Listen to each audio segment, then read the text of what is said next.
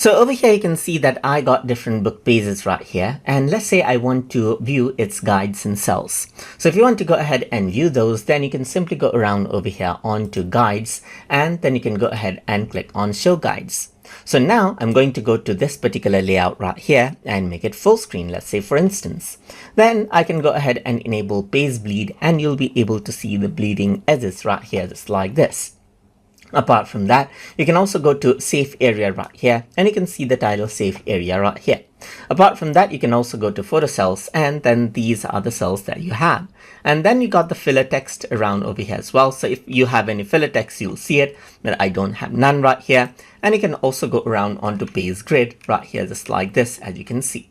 So you can also enable guidelines as needed. So this is what you have, as you can see. So now I can go around over here and snap it to cells or grids that as I want. And if I were to resize something, then it snaps it right onto the grid, as you can see right there. Apart from that, you can also let's say for example go to cell settings and change around, let's say for example padding right here, just like this.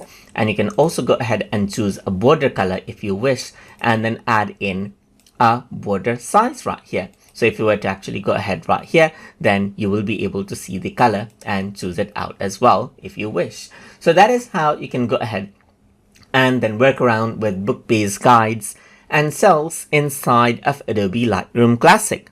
So I hope you guys learned something as always.